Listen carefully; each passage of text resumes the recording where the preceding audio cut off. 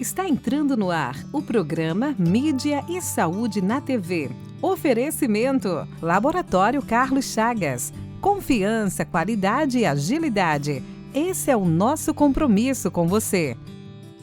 Clínica de Pediatria Doutora Marielle Wolters.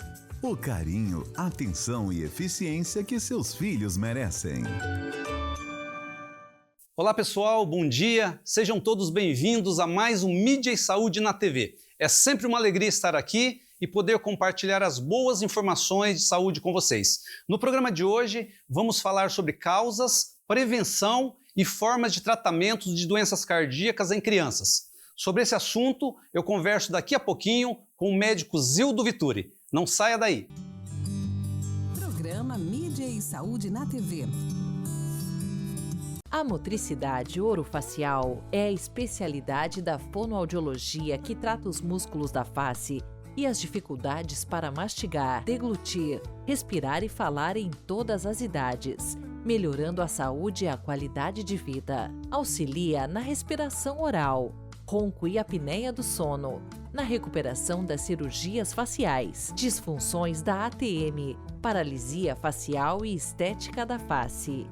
Clínica de Motricidade Orofacial, doutora Silmara Regina Pavani Sovinski, 44 30 25 5565. Na Galen, farmácia e manipulação, cuidamos de você de forma única. Nossos farmacêuticos, referências do setor magistral, preparam o seu medicamento de forma personalizada, atendendo às suas necessidades. Visite-nos e descubra uma nova abordagem para a sua saúde. Avenida Rio Branco, 55, Zona 4, Maringá.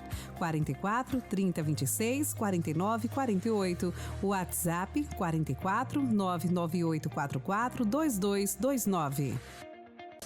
Procurando segurança? Conte com a Cometa Corretora de Seguros para proteger o que é mais importante para você. Há mais de 30 anos no mercado segurador, atuamos nos principais ramos de seguros em parceria com as melhores e mais completas seguradoras do mercado, oferecendo uma proteção completa e personalizada para você, cliente. Entre em contato hoje mesmo e garanta tranquilidade para o seu futuro. Avenida Brasil 6032, Sala 106, Maringá, 44 99972 9482.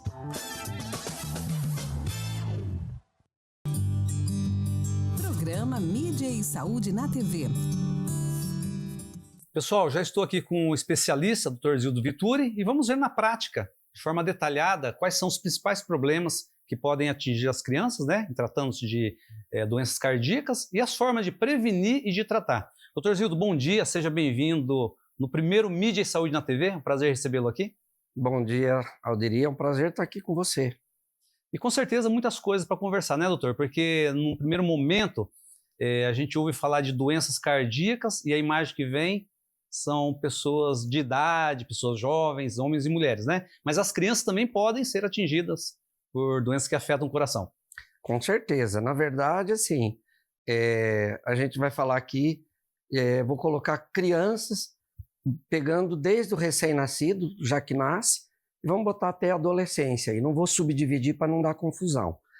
Então, os problemas cardíacos na infância, o mais comum são as cardiopatias congênitas, ou seja, são as doenças que o bebê já nasce com elas. Claro que existem cardiopatias adquiridas também.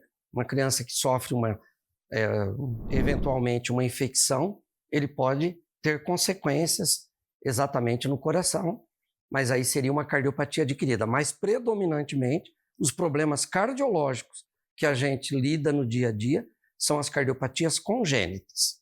Tá certo. Doutor, é importante salientar, né, que você se debruça aos estudos, né, e tratamento da questão cardíaca, mas também atua na área de exames, né, inclusive o ecocardiograma fetal, né, que é um exame minucioso para ver possíveis problemas, né? Sim, o ecocardiograma fetal, na verdade, ele funciona como, né, um norte aí, detectando antes do nascimento. É um exame que já é largamente utilizado em qualquer lugar do mundo.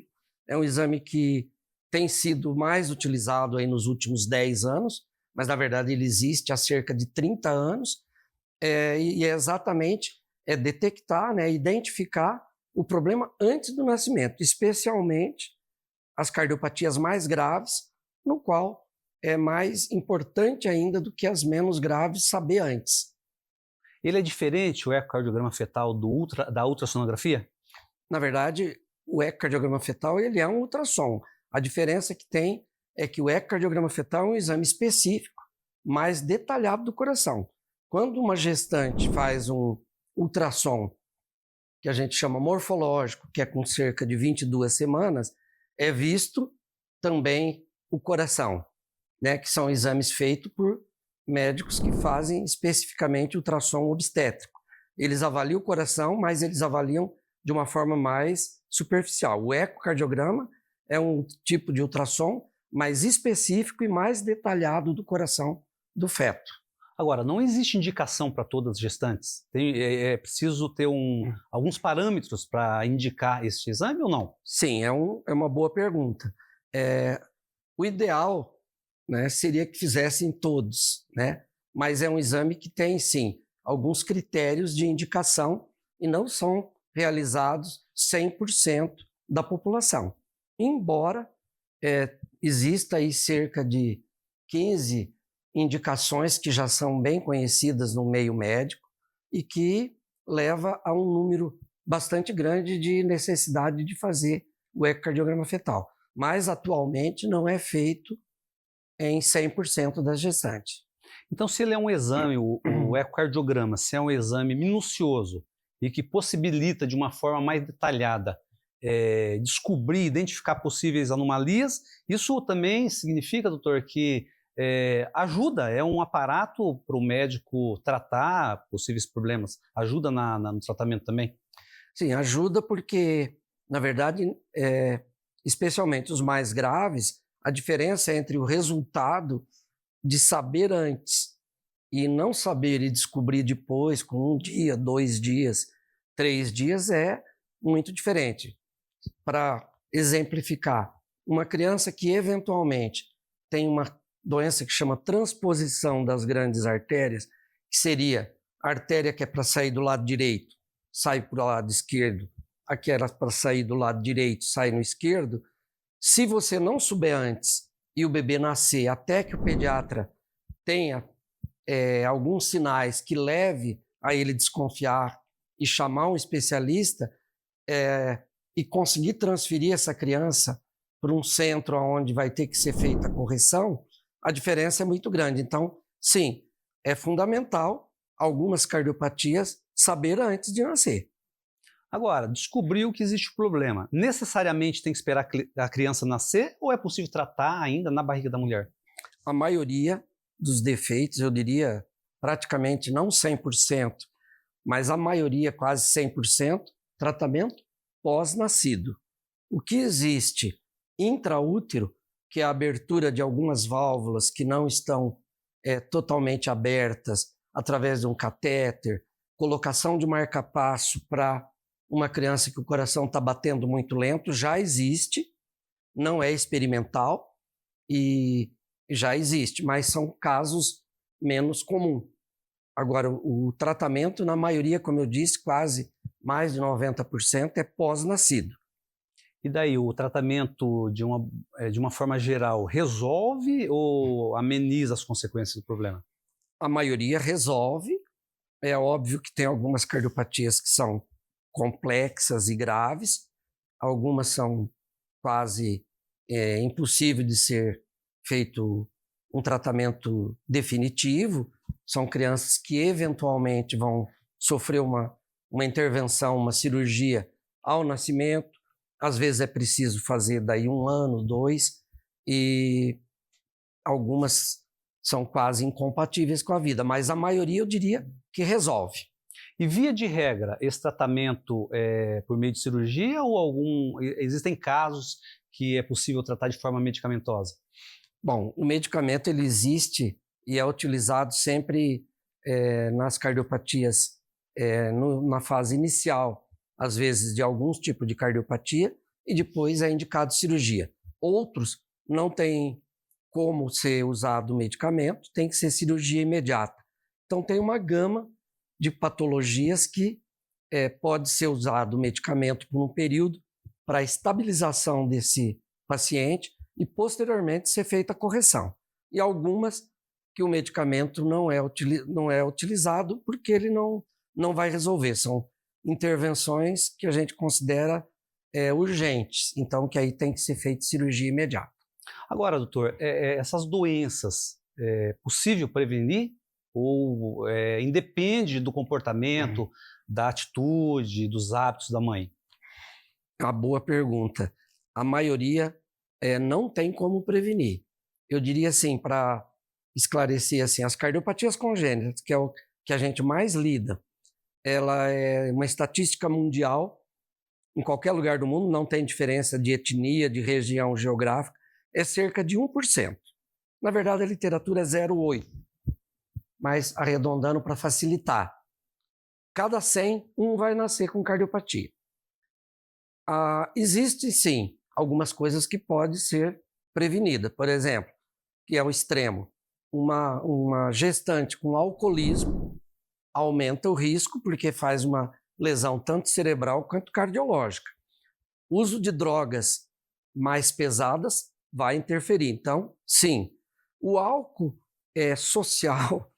Aí tomar um pouquinho de vinho numa gestação é pouco provável que vai interferir, embora a gente desestimule o uso do álcool na gestação, bem como o fumo, né, a nicotina. Mas te respondendo, sim, na gestação existem algumas situações que podem interferir e fazer uma lesão cardíaca. Porém, a maioria é determinada por um código genético que não tem muito como prevenir. Tem uma pergunta que dificilmente, nas entrevistas que eu faço, tem como fugir dessa pergunta. A questão emocional, o estresse da mulher, a ansiedade, possíveis desajustes psíquicos, podem interferir nessa questão cardíaca do filho? Não nesse sentido de cardiopatia congênita, não tem nada que se estudado nesse sentido e que determine uma má formação da estrutura cardíaca. Nós estamos falando da estrutura cardíaca, cardiopatia congênita, com problema em válvula, inversão de artérias. O que pode? A questão emocional, sim, a descarga adrenérgica, eventualmente pode ter uma influência no feto, acelerando o coração do feto, fazendo alguma alteração. É claro que sempre a questão emocional tem uma importância, sim, durante a gestação. Mas na formação de uma lesão cardíaca anatômica, a gente não tem nada que comprove isso. Questão alimentar, né? A alimentação, ela é sugerida, a boa alimentação para todas as pessoas, né? Principalmente para a gestante. A questão alimentar tem influência nessa questão de doenças cardíacas ou não? Tem, algumas. Eu não diria de uma má formação complexa devido a algum tipo de alimento. Porém, hoje os obstetras já têm uma gama de alimentos que eles até sugerem que as gestantes não consumam demais, porque durante a gestação alguns alimentos podem fazer que um canalzinho que passa o sangue sofra influência e diminua o seu calibre, levando a uma consequência intraútero já. Então, te respondendo, existe. Não de fazer uma malformação complexa, mas que influencia na circulação do coração fetal, sim. Você poderia citar, por exemplo, tipo de alimentos? Posso. Existem estudos experimentais que provam já que o chocolate escuro, suco de uva, chá preto, chá verde, chimarrão, o uso de alguns medicamentos anti-inflamatórios influencia o fluxo no canal arterial, sendo que esse canal arterial é fundamental para a vida intraútero. Inclusive, quando nós realizamos o ecocardiograma fetal, é rotina a gente avaliar o fluxo nesse canal arterial. E se houver uma mudança do fluxo nesse canal, a gente faz um histórico para ver se a gestante está consumindo esses alimentos. E bem como alguns anti-inflamatórios que devem ser evitados além desses alimentos que eu citei. O chocolate, por exemplo, doutor Zildo, é um componente que ele agride o organismo? É mais ou menos isso? O que é? Na verdade, esses alimentos que eu citei, ele age num ciclo circadiano que ele tem uma ação anti-inflamatória que influencia para diminuir o canal arterial, que é fundamental para a circulação fetal. Por isso que ele é desestimulado o uso, e quando a gente identifica que o canal arterial está com calibre menor, a gente já faz o histórico e orienta a restrição desses tipos de alimento, bem como os anti-inflamatórios que a gente comentou. Tá certo. Doutor Zildo, eu gostaria que você falasse agora sobre as faixas etárias, né? E as doenças, hipertensão, colesterol, doenças que atingem os adultos, mas também da possibilidade de atingir as crianças, né? Mas vamos fazer um breve intervalo, tomar uma aguinha, tá? Na sequência, queria que você detalhasse melhor essa questão aí. Tá bem. Pessoal, vamos fazer uma breve pausa aqui para o nosso intervalo e na sequência vamos ver em detalhe as outras doenças que podem atingir as crianças. Não saia daí. Programa Mídia e Saúde na TV. Eco Maringá, clínica de imagem especializada em ultrassonografia vascular, ecocardiograma adulto, ecocardiograma infantil e ecocardiograma fetal. Eco Maringá, há 30 anos cuidando de você. Tradição e confiança na realização de ecodoppler color, cardiovascular infantil e ecocardiograma fetal. Rua Luiz Gama, 500, Maringá, Paraná. Fone 44 3262 3455. Quem respira melhor, dorme melhor. Se você ronca, pode ser o início de uma doença grave, a apneia do sono. A Respirar Shop oferece um tratamento especializado com supervisão do fisioterapeuta Guilherme Munhoz, um especialista em tratar distúrbios do sono através do equipamento CPAP. Fale com a Respirar Shop pelo WhatsApp 98802-2334. A Clínica de Podologia Silvia Ferreira, com a missão de proporcionar bem-estar, conforto, saúde, autoestima e felicidade ao seu paciente, oferece o melhor para você que procura um atendimento com excelência, segurança, ambiente aconchegante e climatizado, equipamentos e esterilização de alta tecnologia para garantir a segurança que você precisa. Serviço prestado com amor, transparência e responsabilidade para proporcionar um caminhar mais feliz. Clínica de Podologia Silvia Ferreira, 44 99774 5657, Rua Santos Dumont, 1976, Maringá. Você sabia que boa parte das tonturas, vertigens e desequilíbrios corporal pode ser tratada através da fisioterapia? Através de exercícios personalizados e individualizados ou algumas vezes através de manobras de reposicionamento de cristais que se deslocaram dos canais, o labirinto. Procure a fisioterapia especializada. Ellen Matsumoto Meneghetti, Fisioterapia Vestibular, 44 99923 0000. Programa Mídia e Saúde na TV. Pessoal, já de volta aqui para o nosso segundo bloco, agora vamos tentar identificar com o nosso especialista de hoje as demais doenças que atingem as crianças. Doutor Zildo, hipertensão, colesterol, pode atingir crianças também? Pode. Na verdade, não é um universo tão grande quando a gente fala até adolescência. Porém, hoje, quando eu falo hoje, é um tempo atrás, com o aumento da obesidade mundial e também, obviamente, no Brasil, na infância e adolescência e, obviamente, também nos adultos, então hoje o colesterol já é uma preocupação que já bate na nossa porta devido aos hábitos alimentares, né, dos alimentos ultraprocessados. Hoje, então, o colesterol ele já é um tipo de alteração que a gente já encontra nas crianças também. Qual a idade mínima que você já identificou uma criança com colesterol elevado? Bom, eu vou te dizer que aí não era por alimentação, mas eu vou explicar que a idade mínima que eu identifiquei na verdade não fui eu que identifiquei, foi identificado por um outro profissional, mas que me foi encaminhado. Ela tinha cerca de 4 anos, um colesterol altíssimo, mas não por obesidade e nem por um problema exclusivamente alimentar, mas sim por um problema de metabolismo familiar importante, e que ela com 4 anos já tinha um colesterol o dobro do que ela deveria ter. Um caso pontual, não é comum, né? Na época foi objeto de bastante troca entre vários médicos, dos quais eu pedi ajuda. Os médicos, o endocrinologista, que tratam isso no dia a dia, endócrinos, pediatras, e não é um caso tão comum, mas a idade menor que eu vi colesterol elevado, 4 anos.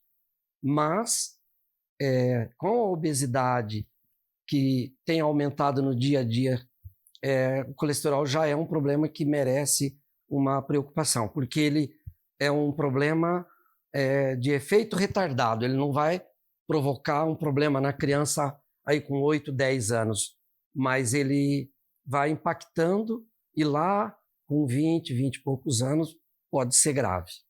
Esse caso que você citou é isolado, né? Um caso isolado. De uma forma geral, o colesterol elevado em crianças, ele é provocado por alimentação inadequada? Provocado por alimentação inadequada, exatamente. A hipertensão na criança não é habitual.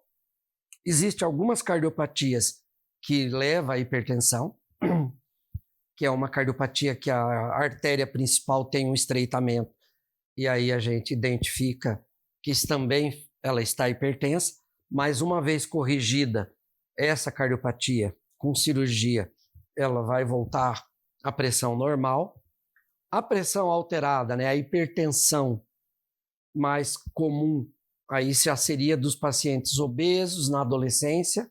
A gente tem alguns casos, mas a hipertensão é uma doença crônica também, que também deve ser identificada já na criança para prevenção, e tanto da questão da obesidade, que contribui para a hipertensão, quanto para os hábitos alimentares, com dieta muito sódio. Então isso também já deve ser orientado a alimentação para essa família. Doutor Zildo, o famoso sopro, o que é? Uma doença? É uma manifestação não maligna? O que é? Essa pergunta eu também acho muito interessante, porque eu me deparo sempre com essa questão, e as pessoas fazem essa pergunta, e o mais importante, o sopro não é o nome de uma doença. O sopro é um sinal. O sopro é um barulho diferente das 2 bulhas. Quando a gente ausculta uma criança, pode existir um sopro, e ela faz uma pergunta: esse sopro é devido ao quê? Para elucidar, para ficar mais fácil, eu vou falar do sopro que é provocado por uma doença cardíaca. Se a criança tiver uma válvula que não se abre bem, aquele local é como se fosse uma mangueira de jardim, que você aperta, ela vai fazer uma turbulência e vai provocar um sopro. Então, o sopro não é o nome de uma doença. Ele é um barulho que pode ser provocado por um estreitamento de uma válvula, o estreitamento de uma artéria, ou alguma comunicação entre a parte esquerda e direita do coração, ou seja, um furinho, que o sangue passa do lado esquerdo para o direito e provoca o sopro. Então, o sopro é só um barulho. E aí, esse sopro, quando o pediatra identifica, ele encaminha para um cardiopediatra, e o cardiopediatra vai fazer a investigação e definir por que tem esse sopro. Então, muitas vezes a pessoa fala: meu filho teve um sopro. Eu pergunto: mas era o quê? Ele diz: olha, eu não sei. Eu sei que tinha só um sopro. Então, isso não dá para saber que doença ele tinha, porque o sopro é apenas um barulho que é provocado por uma anomalia que leva a esse barulho diferente. Tá, é um barulho, mas ele pode denunciar, pelo que eu entendi, parece que ele pode denunciar um problema mais sério? Sim, ele é a maior causa de denúncia de um problema que possa haver no coração. É a causa mais comum de encaminhamento para a cardiopediatria, é a detecção de sopro pelo pediatra. Ou seja, ele é um sinal que dá uma dica de que possa haver um problema. Tá, mas tem um termo também que se utiliza, uma expressão, sopro infantil, sopro inocente, não tem essa expressão? Tem. Tá, então eu queria que você explicasse aí o sopro inocente e o sopro quais são as características, patológico. Quais são os sinais, quais são as características entre esses dois tipos de questões aí? Ok. O sopro patológico são provocados por um defeito cardíaco, ou um furinho, ou um estreitamento de uma válvula, ou estreitamento de uma artéria. O sopro inocente, você só consegue dizer que é inocente após uma investigação.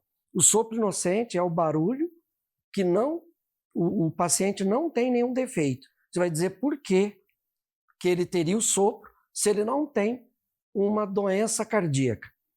Porém, o sopro inocente, que é mais comum na criança de 3 a 7 anos, é detectado justamente porque nesse período o tórax da criança é mais fino, é mais delgado. Todo mundo conhece que a criança até 2 anos ela é mais redondinha, mais cheinha. A partir de 2, 3 anos, eles começam a ter um estirão e o tórax fica mais achatado. E, consequentemente, o aparelho que a gente utiliza, o esteto, fica mais próximo da estrutura do coração. Então, você ouve o barulho da circulação e você detecta um sopro. Quando não tem nenhum defeito, a gente classifica como sopro inocente. Sopro inocente, essa expressão significa que ele não tem nenhuma doença cardíaca, não tem motivo para se preocupar. Porém, para saber se é inocente, só uma investigação. E é uma manifestação comum, doutor, no teu dia a dia? Comuníssimo. Estima-se que as crianças de 3 a 7, se você for num colégio e auscultar com um bom esteto, um médico com treinamento e em silêncio, 50% terá sopro inocente. Por falar em sopro, a questão dos batimentos cardíacos acelerados em crianças, a taquicardia, né? É comum acontecer, você acompanha no dia a dia aí, crianças que têm essa questão, esse problema? Relativamente comum. Vamos dividir um coração acelerado porque está correndo, porque está amedrontado, está com medo num pronto-socorro. Ansioso, ou porque está febril. Se você ficar febril, qualquer pessoa vai aumentar os batimentos. Então vamos dividir. Esse número de batimentos elevado por essas razões, que é febre, ansiedade, medo, dor, aí não seria um problema. Mas existem as arritmias cardíacas que se manifestam com frequências cardíacas elevadas.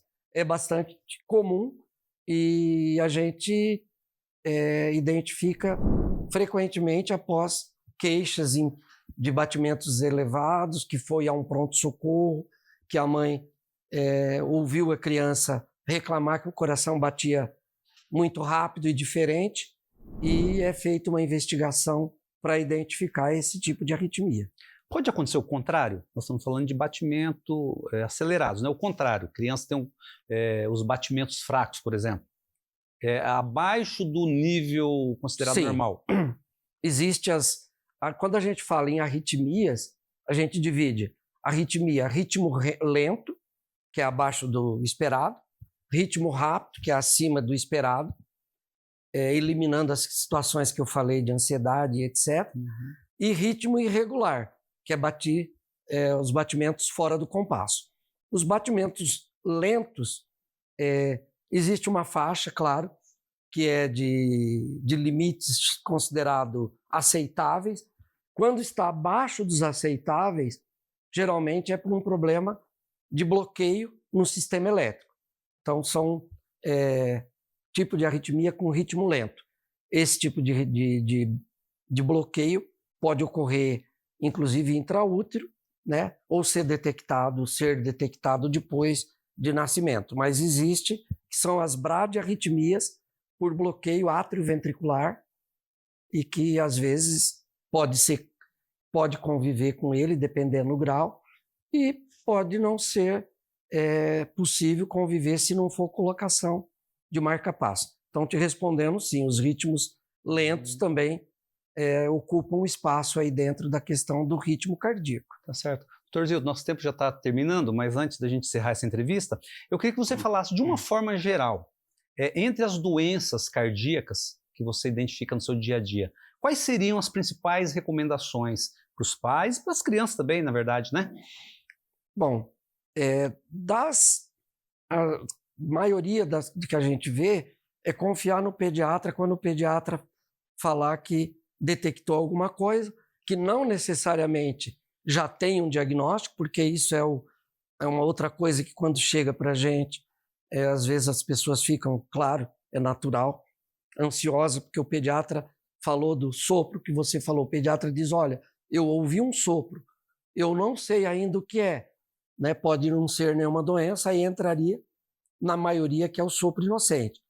Então, a recomendação, seguir a orientação quando os pediatras orientam. Se a criança está bem, sem maior estresse, porque a criança está bem, vai fazer uma investigação que, na maioria das vezes, vai ser o sopro inocente. A outra coisa, aí entra a questão alimentar, que é fundamental hoje ser discutida no Brasil inteiro, não só para as crianças, mas para os adultos, que a gente tem que discutir a questão dos alimentos ultraprocessados e obesidade, porque isso vai ter um impacto na vida da pessoa lá na frente. Em relação à prevenção, eu acho que é isso, é alimentar, e em relação às possibilidades de cardiopatias congênitas, o pediatra é o que vai dar a orientação para essa família. Tá certo. Doutor Zildo, obrigado pela sua participação, tá? Espero encontrá-la aqui em outra ocasião, porque muitas coisas para a gente conversar ainda, mas em outros momentos a gente conversa, tá bom? Claro, eu agradeço aí a participação. Tá certo. Bom dia para você e até a próxima. Bom dia para todos. Pessoal, Mídia e Saúde na TV está terminando por aqui, mas nos encontramos no sábado que vem. Não esqueçam de acessar nossas redes sociais e se inscrever no canal Mídia e Saúde na TV. Um forte abraço e até sábado que vem.